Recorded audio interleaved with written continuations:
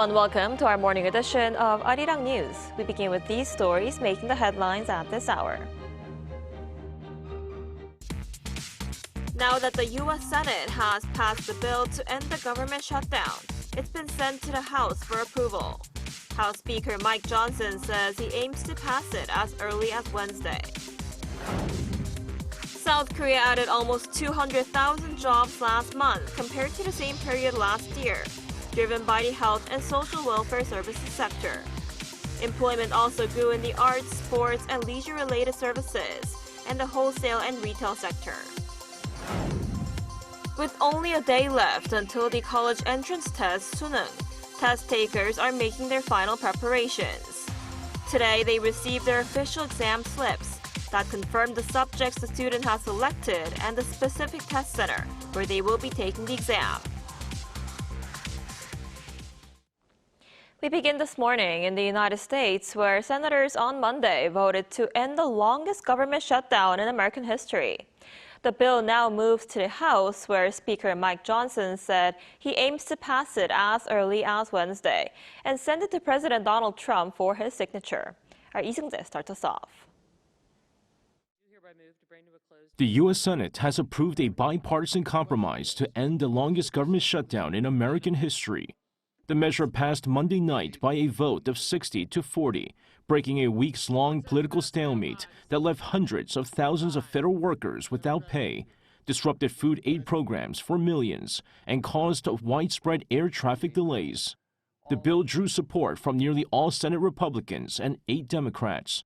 Those Democrats have pushed unsuccessfully to link government funding to health insurance subsidies set to expire at the end of the year. While the agreement allows lawmakers to revisit the issue in December, it does not guarantee those subsidies will continue for the 24 million Americans who rely on them. Under the deal, funding for federal agencies that had been cut off since October 1st will be restored. It also temporarily halts President Donald Trump's effort to downsize the federal workforce, blocking any layoffs until January 30th. The bill now moves to the Republican-controlled House of Representatives. Speaker Mike Johnson said he aims to pass it as early as Wednesday and send it to President Trump for his signature. At the very moment that they do that final vote, I will call all House members to return to Washington as quickly as possible. We'll give a 36-hour formal and official notice so that we can vote as soon as possible to pass the amended CR bill and get it to the president's desk. Meanwhile, President Trump marked Veterans Day on Tuesday at Arlington National Cemetery, where he praised the Senate's action and saluted Speaker Johnson for what he called a big victory, saying the government is now on the verge of reopening after the record-long shutdown. And congratulations to you and to John and to everybody on a very big victory. We're opening up our country. Should have never been closed. Should have never been closed. If approved by the House, the bill would then go to Trump's desk to be signed, at which point government agencies would reopen starting at the time Trump signs the legislation. Lee Seung-jae, Arirang News. Meanwhile, over in Russia, Moscow says it's ready to resume preparations for a long-delayed summit between Russian President Vladimir Putin and U.S. President Donald Trump. Now, that's according to Russian Foreign Minister Sergei Lavrov, who told local media on Tuesday that Russia is prepared to discuss American concerns over what Washington called secret underground activities, as well as to restart summit planning. The meeting was originally expected after a phone call between Putin and Trump on October 16th, when both sides agreed to meet soon in Budapest. However, it was postponed after failing to reach common ground on resolving the Russia-Ukraine conflict. Both Moscow and Washington now say the summit will proceed once the right conditions are in place. On the economic front, South Korea's industry minister says the joint fact sheet detailing trade and security agreements with the United States is now in its final stages. Minister Kim Jung-kwan made the remarks during the National Assembly's Trade, Industry, Energy, SMEs and Startups Committee meeting on Tuesday, noting that while he would not predict an exact release date, the document is nearing its completion. The fact sheet will include Seoul's $350 billion investment pledge to Washington, of which $200 billion will be in cash, capped at $20 billion per year. Trade Minister Yohan Gu also said that the investments will target strategic sectors, such as shipbuilding and semiconductors. So the joint fact sheet covering key details of the tariff agreement is taking longer than expected to finalize, and it's now raising concerns among Korean firms, especially car makers. For more on the domestic economic outlook, we're joined today by Professor Suneung, professor at the College of Business and Economics at Suneung University. Professor Song, thanks for joining us this morning. Yeah, good morning to you, and thank you for inviting me. So Korean car makers are especially worried since the 25% U.S. tariff on cars still remains in place, right? Can we expect the paper, the joint fact sheet, to be unveiled this week, and what key economic issues are likely to be included? So far, I believe that the issue that has not been resolved yet is the build-up of the submarine, nuclear-powered propelled submarine issues. Actually, this issue appears during the sideline meeting between Donald Trump and President Lee Jae-myung during the APEC meeting conference. So this is quite new, and actually we have seen that some divergence of where this submarine will be built. Trump insisted on building that nuclear submarine in the Philly shipbuilding yard in Philadelphia in the U.S. In the meantime, President Lee would like to have this nuclear power submarine built in Korea. So that is clear discrepancy about the issues, and then all the remaining issues are believed to have already settled between those two countries, and as the Minister of Industry has confirmed.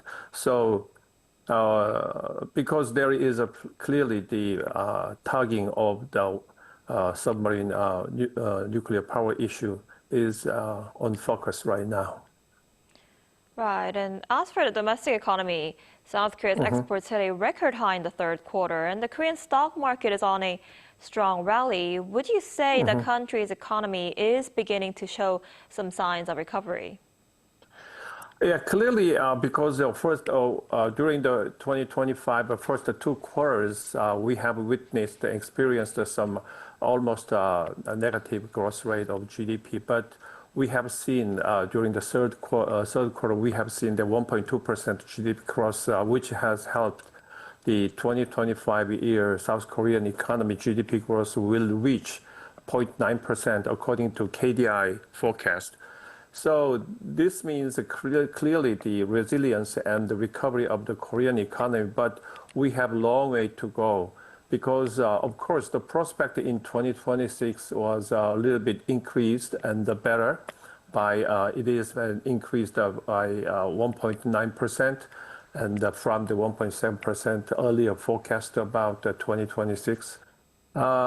Clearly, this is a sign of some kind of relief, but not sure yet, because we have seen that so many uncertainties, including the car makers such as Hyundai, still face the 25% tariff, and the 19% tariff has not been applied to car makers in South Korea. So we are going to wait and see. But currently, for the Korean economy to foster and to expedite some recovery process, I think we should need some reducing of the basic interest rate by the Central Bank of Korea, because clearly we have another meeting for Bank of Korea in November 28th or 27th. So that is a chance to raise another decline of the 25 basis point maybe for Korean economy, but not too much concern. Maybe turns out to be a hurdle and some kind of holding Korean economy from recovery. So the Bank of Korea should behave much more proactively to reduce the interest rate and relieve the burden of interest cost. And according to the prospect of the world economy, as long as the U.S. and the Sino-China relationship will be a little bit improved, but as I mentioned earlier interview, that still it is a truce, not a total armistice or kind of a friendly relationship has not built yet. So we have to wait and see, but we must be watched very closely and ready to respond immediately when unexpected thing happen. Right, absolutely. And in the foreign exchange market, the Korean won is now at its weakest point in months. Is this exchange rate becoming the new norm? My opinion about the diagnosis why the exchange rate has been exacerbated during the past several months, and it has been reached down to almost 13 and 51 as early as July. But mostly that issue is because of U.S. domestic issues, because of the shutdown. Okay, this morning we have seen that the shutdown will be relieved, halted, and after the 42 days of the longest history of government shutdown. And so because of that, the investors who would like to acquire some kind of liquidity to be prepared for the unexpected situation to be unfolded. That is the primary cause to make the exchange rate has been soared. But later on, once it is settled, and then the foreign investors will come back to the Korean market because Korean market is still very promising and have a chance to raise the rate of return, not only in financial market, but also in real economic market, production market. So that is good news. But my concern lies in kind of, we have focused too much on the AI investment in South Korean economy. And clearly this looks like not as a bubble, but it looks like a little bit frothy over the financial market. So maybe more likely to develop into financial bubble. And then my concern lies in the productive bubble result in that is not the good news. So our economy and government should be prepared for the possibilities and then always be alert, remain alert and be ready to deploy some policies needed to calm down the bubble to expand. So that is my diagnosis and analysis and the forecast about the South Korean economy. I see. That still sounds pretty concerning. All right, Professor Song, I'm afraid that's all the time we have for today. Thank you so much for your insight this morning. Yeah, thank you. Despite U.S. tariffs, South Korea's economic outlook is expected to grow next year, boosted by domestic demand and strong exports. Our correspondent Moon Ji-young explains more. South Korea's state-run think tank, the Korea Development Institute, has forecast that the nation's economy will grow by 1.8% in 2026. According to its report on Tuesday, the Korean economy is currently showing a modest improvement, driven by recovering consumption and strong exports. While construction investment remains weak, manufacturing and services are improving. Exports have been sustained by a boom in semiconductors. For 2026, the KDI projects this dynamic will shift. It forecasts that export growth by volume will slow significantly to 1.3%, down from 4.1% in 2025. This slowdown is attributed to the fading effects of front-loaded exports and the full impact of U.S. tariffs. The growth of exports may gradually decelerate as the impact of tariff hikes progressively spreads. However, with consumption improving due to falling market interest rates and expansionary fiscal policies, accumulated construction orders are expected to partially translate into construction investment with a time lag. Consequently, despite the slowdown in export growth, the economy is anticipated to see a moderate improvement, primarily driven by domestic demand. Domestic demand is expected to recover and support next year's growth. Private consumption is forecast to rise by 1.6%, up from this year's 1.3%, supported by falling market interest rates and expansionary fiscal policy. Construction investment is also expected to rebound to 2.2% growth after a severe 9.1% contraction this year. High trade-related uncertainty remains a primary risk factor for the outlook, with a persistently high exchange rate also posing potential upward pressure on inflation. 문지영, Arirang News. And as for the job market here in South Korea, the country added 193,000 jobs in October on year, marking an increase for the 10th consecutive month. According to the Ministry of Data and Statistics on Wednesday, the total number of employed people stood at 29.04 million last month, driven by the health and social welfare services sector. Employment also grew in the arts, sports, and leisure-related services, and the wholesale and retail sector. However, key industries continue to show weakness, with employment in the manufacturing sector falling by 51,000 and the construction sector declining by 123,000. Also, the number of employed people aged 15 to 29 dipped by 1% on year, down 163,000 jobs.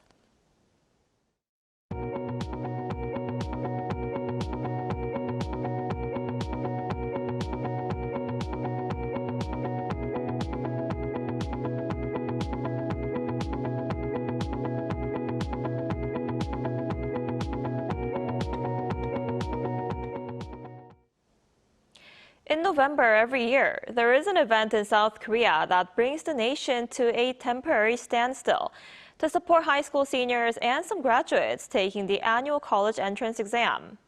This year's Suneung takes place tomorrow, and test takers are making their final preparations. Our Kim Do-yeon reports. With the annual National College Entrance Exam, or Suneung, just one day away, test takers are receiving their official exam slips.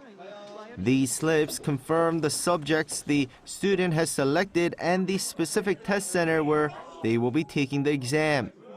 Examinees are also being instructed on final test-taking procedures. High school seniors are receiving their slips at their respective schools. Graduates retaking the exam are collecting theirs from designated locations such as district education support offices or specific test centers. Now that they have their test site locations, examinees are advised to visit their assigned centers to ensure they're familiar with the route for Thursday.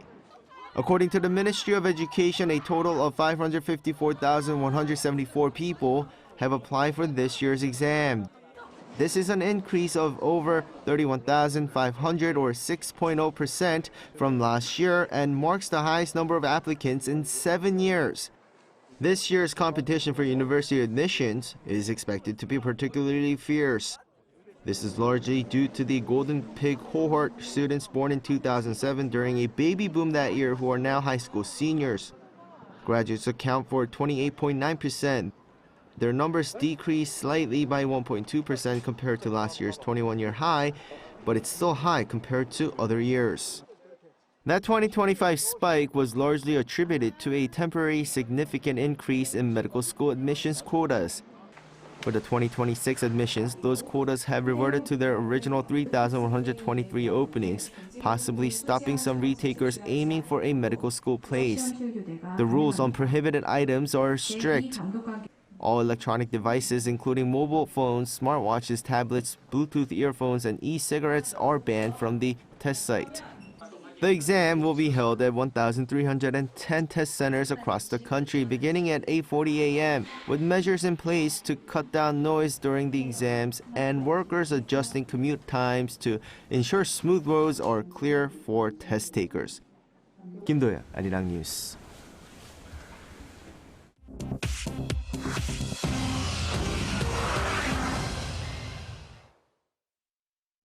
Good morning, I'm Chu Ji-hyun, and this is The World Now.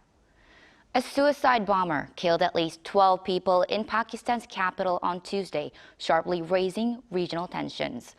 The blast occurred outside a court complex in Islamabad around midday, wounding 27 others. Officials say the bomber tried to enter the building before detonating the device near a police vehicle. No group has claimed responsibility, but Islamabad says militants based in Afghanistan orchestrated the assault with support from India, charges that both countries deny. Pakistan's defense minister said the country is now in a state of war and vowed to respond if cross-border attacks continue. A Turkish military cargo plane carrying at least 20 people has crashed near the Azerbaijan-Georgia border. The C-130 aircraft was flying from Azerbaijan to Turkey on Tuesday night when it disappeared from radar and went down near the Georgian town of Sinhagi. Search and rescue teams are at the site, but officials have not confirmed casualties. Turkey's president has offered condolences to the families of those on board, calling them martyrs. Georgia's aviation authority says the plane issued no distress signal before impact. A Chinese woman has been sentenced to more than 11 years in prison in London for laundering billions of dollars in Bitcoin linked to a massive fraud scheme. 47-year-old Tian Jimin pleaded guilty on Tuesday of using stolen funds from more than 100,000 Chinese investors to buy cryptocurrency now worth about $6.7 billion. She fled to the UK in 2017 and lived in a mansion in North London, where police later made one of the world's largest crypto seizures. Football star Lionel Messi has spoken about his emotional return to Barcelona and his uncertain World Cup future. While training with the Argentina national team in Spain, Messi visited an empty Camp Nou, saying he misses the club, quote, with all his heart and hopes to live there again one day. Messi added he hasn't decided on playing at the 2026 World Cup, admitting, quote, I don't want to be a burden. I'll only go if I can help the team.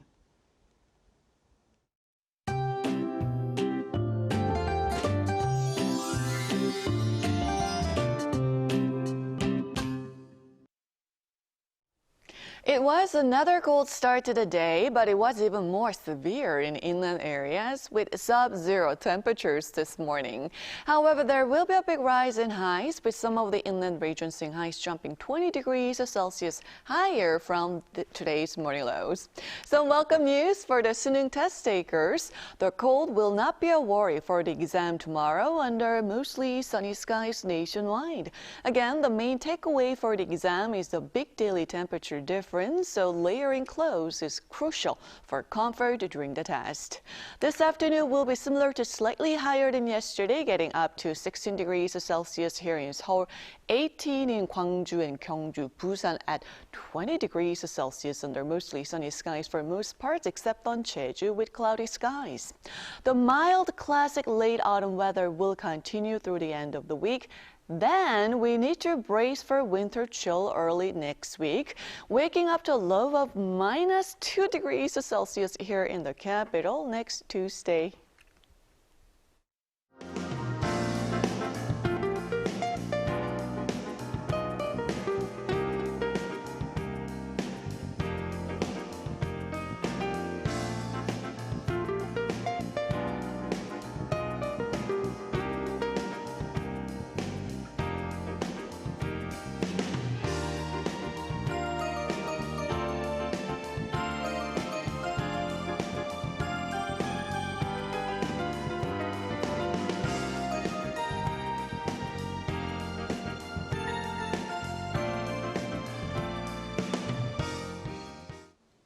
That's all we have for this morning. Arirang News will be back at noon Korea time. Thanks for watching.